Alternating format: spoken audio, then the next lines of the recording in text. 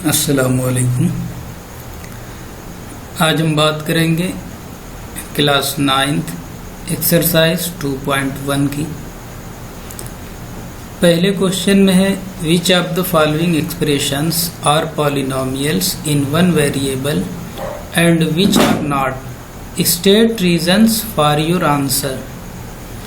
यहाँ आपको ये बताना है कि ये जो पॉलिनोमियल है इसमें से कौन वन वेरिएबल में है और कौन नहीं है, और उसका रीजन भी बताना है कि ऐसा क्यों है। तो यहाँ पर हम देखते हैं पहले क्वेश्चन में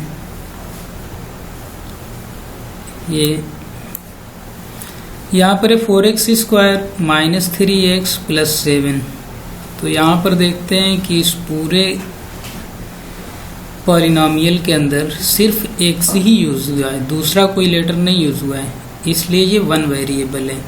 यहाँ पर सिर्फ y है तो ये भी वन वेरिएबल, यहाँ पर सिर्फ t है तो ये भी जो है वन वेरिएबल है। लेकिन एक चीज यहाँ पर है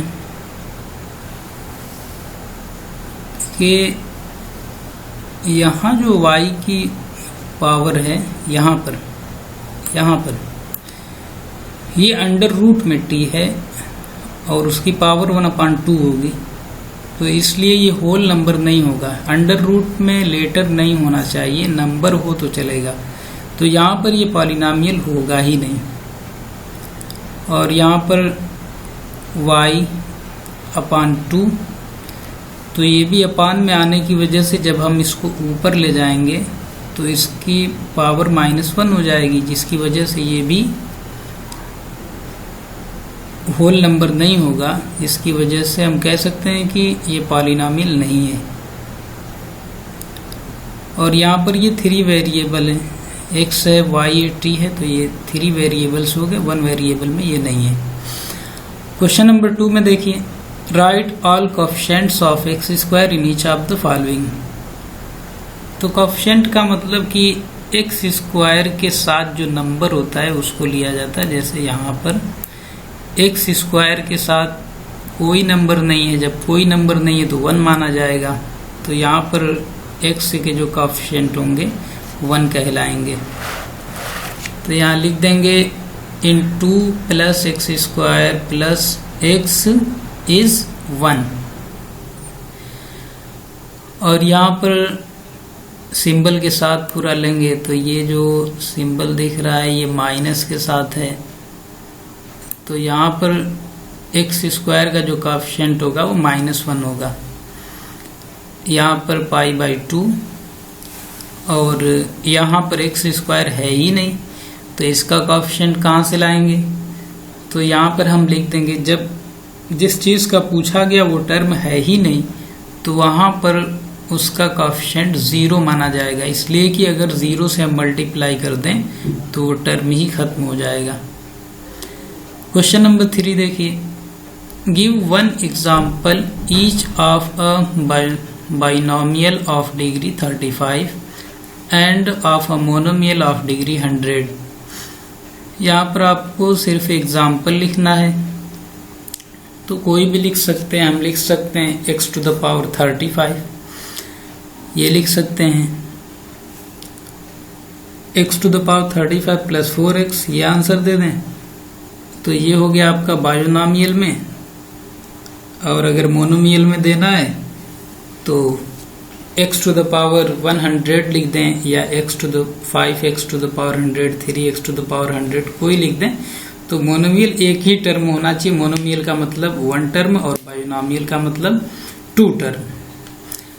क्वेश्चन नंबर 4 में देखिए, right the degree of each of the following polynomials. Degree लिखिए। डिग्री का रूल ये है कि जिस टर्म की पावर सबसे ज्यादा होती है वही पूरे पॉलिनोमियल की डिग्री कहलाती है। तो यहाँ पर ये x⁵ ये क्यूब है, तो इस पूरे पॉलिनोमियल की डिग्री हम कहेंगे कि ये 3 है। इसकी पावर 3 ज़्यादा है तो इसकी डिग्री भी 3 होगी। ऐसे यहाँ पर 2 है और यहाँ पर 1 है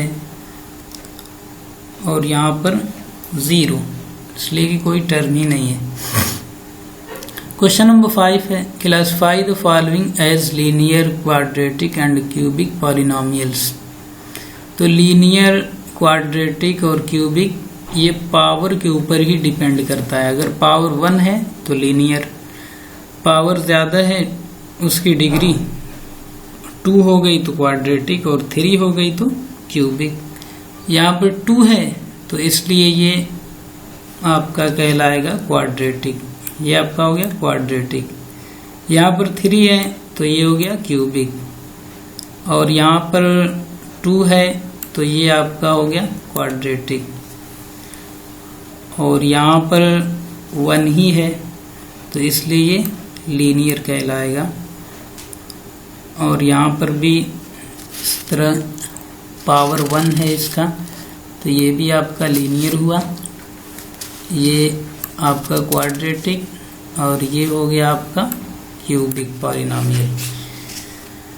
तो उम्मीद करते हैं कि आपको समझ में आएगा। ये बिल्कुल आसान है, कोई टफ नहीं है, इसको आप सॉल्व कर लीजिएगा और होमवर्क सेंड कर दीजिएगा अपने ग्रुप में, वहाँ हम चेक कर लेंगे इंशाअल्लाह।